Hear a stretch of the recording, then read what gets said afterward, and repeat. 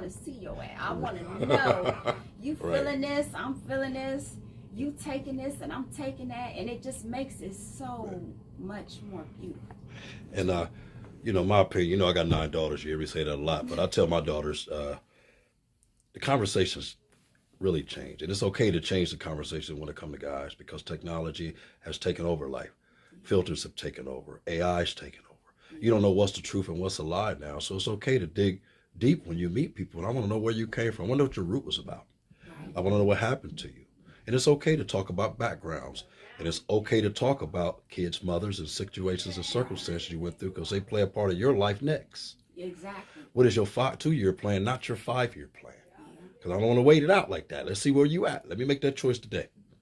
And it's okay to go in with these brothers nowadays, just like it is okay for a guy to say, do you have a boyfriend or a girlfriend? We're in that day and age where you have to ask these questions. And if you don't, the only dumb question is the one not asked. So if you get physical with somebody, then, you know, tomorrow you like, shit, where you at when you're coming back? You excuse all those red flags. You know what? It's this book I read years ago, and it's called The 5 Love Languages. Mm-hmm.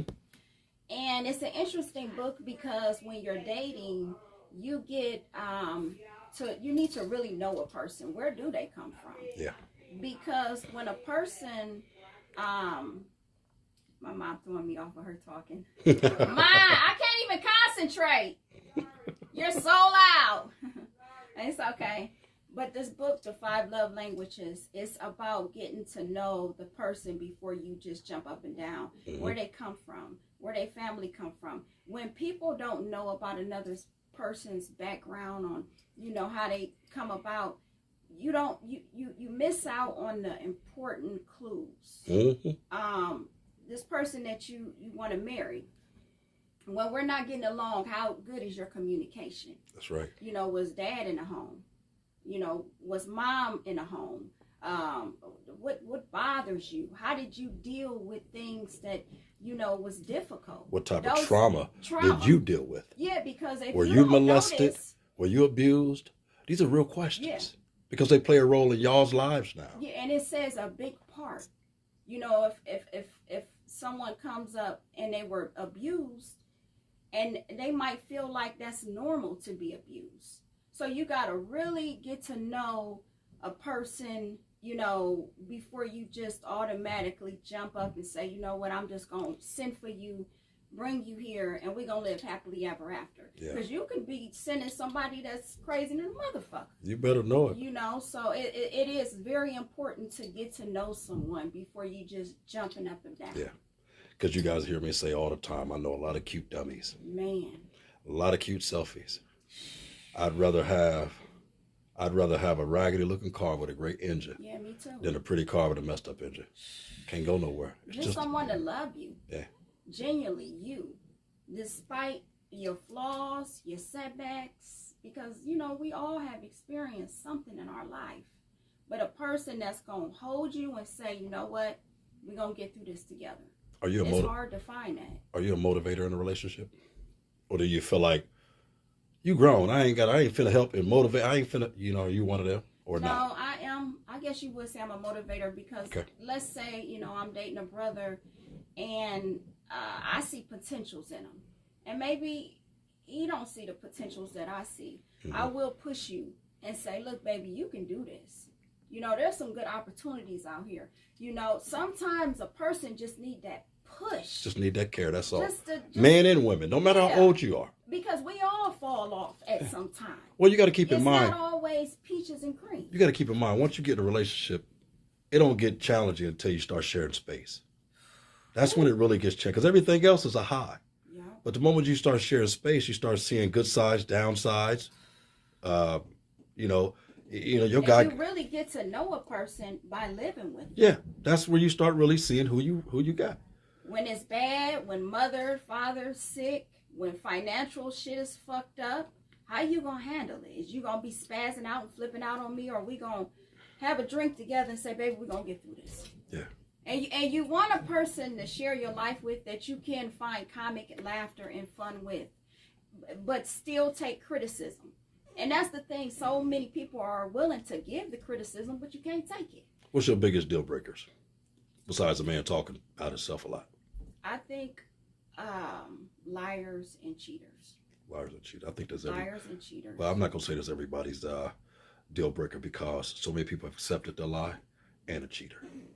Well, I just think a cheater, it's like cheating a game, literally, because like if I'm playing Monopoly, with you, you're going to take a loss for a loss. Mm-hmm. Either I'm going to win or I'm going to lose.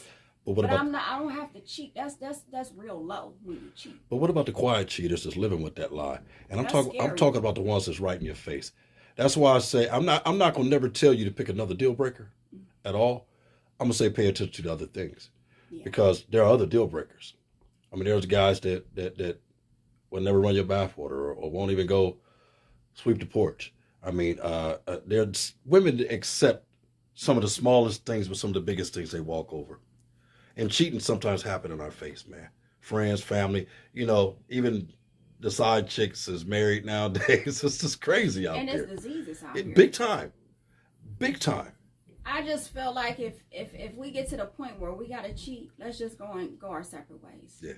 Let's just go our separate ways because that's something to me that just get up underneath my skin. I can say people with polygamy, mm-hmm. Okay?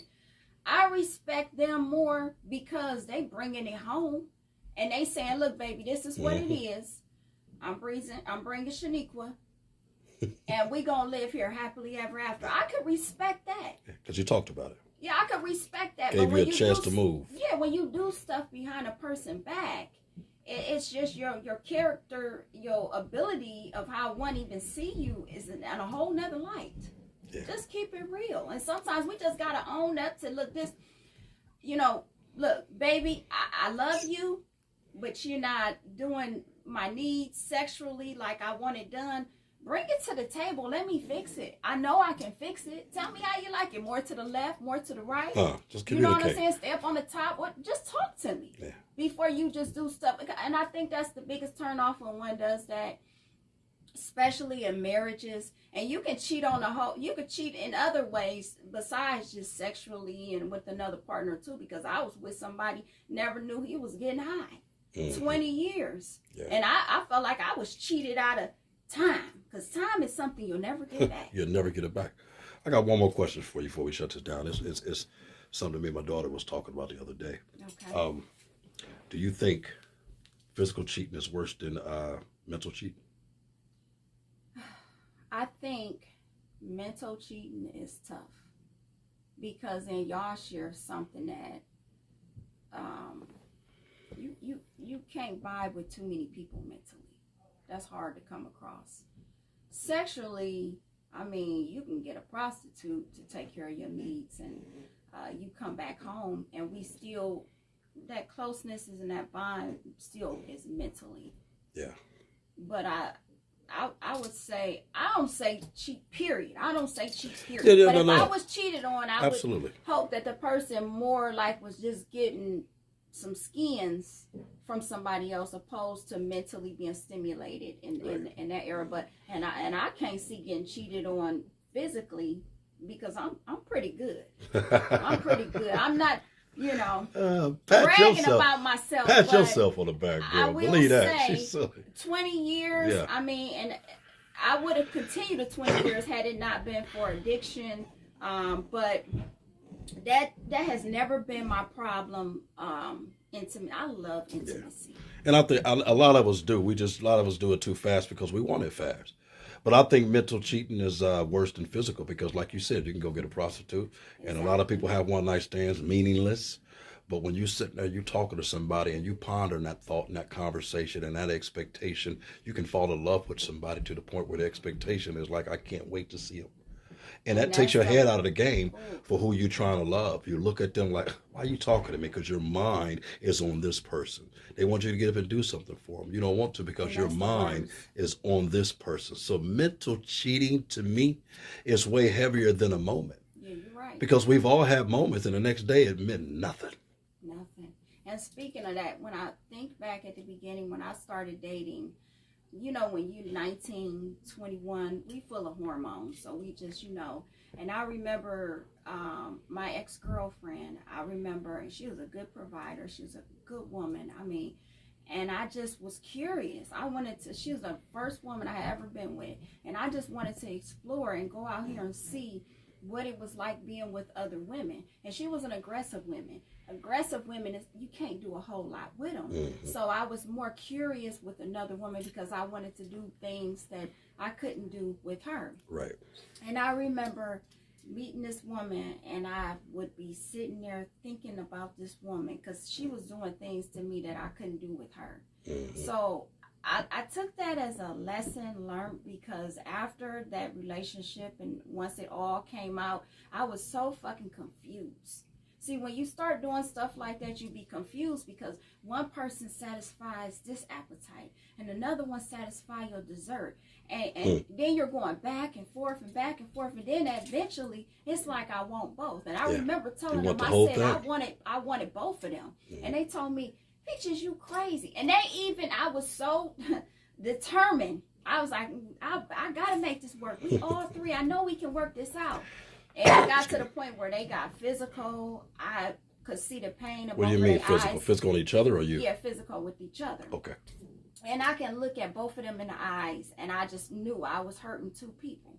You know, and I just think if you got one person, try to work it out with them. Try not to cheat. Try to work whatever differences y'all have. Because once you have another person come in, mentally it just fucks up the whole board. Yeah. So just try to stick it out with that one. Boy, you be dropping some gems to these sisters, man. And I love it every time we see. It's no sense to me actually to give them positive because your whole conversation is always fruitful. That's good. Y'all hear me? Y'all hear my girl out here, Peaches, man. Look at her in the outfit, man. She doing her thing. She doing her thing. I love it. I love it. I love it. One day she gonna belly dance for you. Okay, maybe she won't. Y'all heard that from my girl Peaches. We out here staying connected. Let's go.